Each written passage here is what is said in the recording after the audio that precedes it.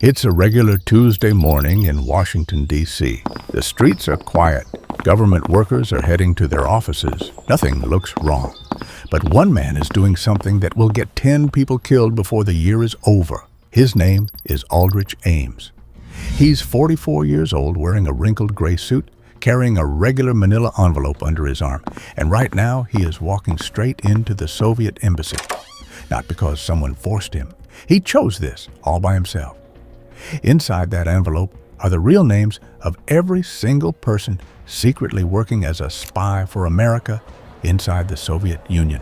Real people with real families, real kids at home, waiting for their parents to come back. He walks up to the counter, hands the envelope over, and asks for $50,000. He gets it. Then he turns around, walks back to his car, and drives to work. Like nothing happened. Within 60 days, that envelope is sitting inside KGB headquarters in Moscow. And within 6 months, at least 10 people are dead. No trial, no warning, just a bullet and silence. Aldrich Ames was not some communist true believer. He wasn't being blackmailed. He didn't have some big political reason. He just needed money. And he was 100% sure that nobody would ever figure it out. For 9 straight years, he was right. To understand how this happened, you have to understand who this man really was. Aldrich Ames didn't walk into the CIA as an outsider. He grew up inside it. His dad worked there. The CIA wasn't some mysterious government agency to young Rick. It was just home, normal dinner table conversation. He joined at 21, fresh out of college. No big dreams, no big mission. He joined the same way most people take a job. The door was open and the pay was decent. For the next 20 years, he was exactly what his bosses said he was. Mediocre. Not bad at his job, not great either, just there, filing reports, attending meetings, going home. He drank too much and everyone at the office knew it. His bosses wrote it down in his reviews every single year and then promoted him anyway. By the early 1980s, Ames is in Mexico City. His first marriage is falling apart, his bank account is a mess, credit card debt, back taxes, loans he can't pay back. And then he meets Rosario.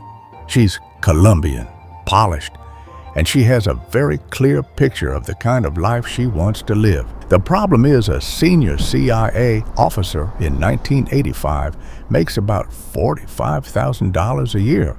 And Rosario's idea of a good life costs a lot more than that. When Ames comes back to Washington in 1983, he gets one of the most powerful jobs at the CIA.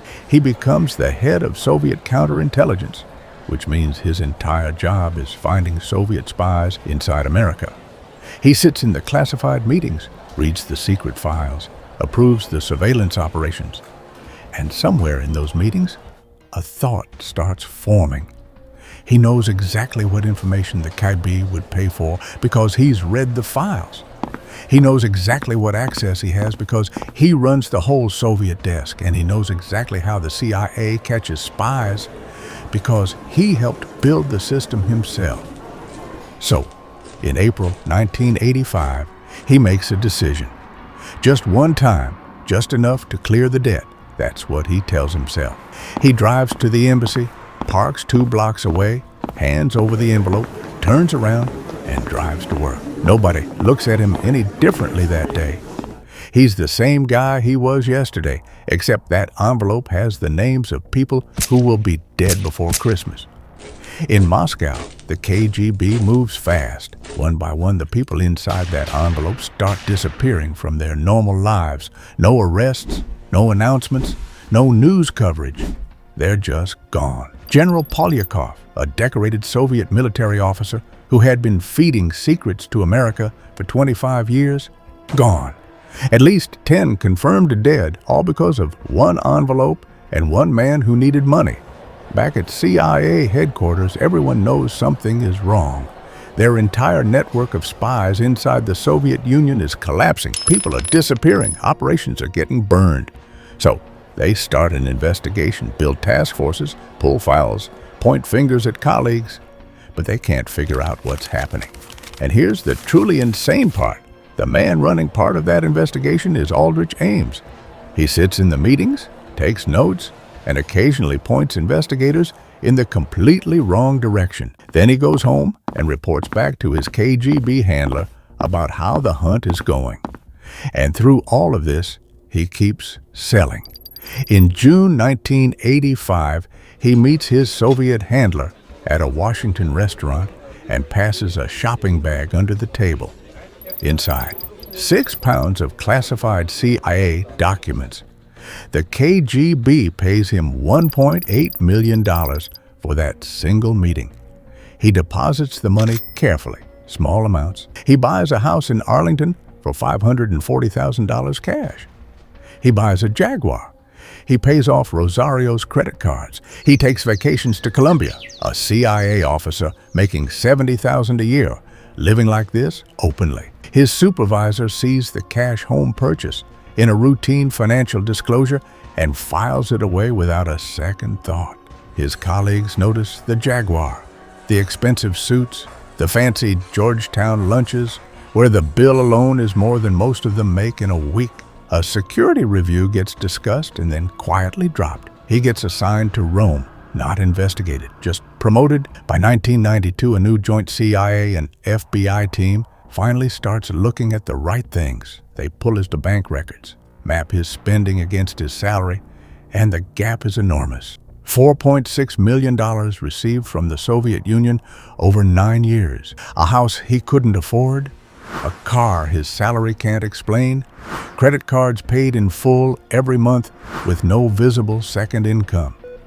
He had been polygraphed twice during this whole period and passed both times because he had spent years learning exactly how to stay calm in that chair. But now, investigators are done looking at the machine. They're looking at the money.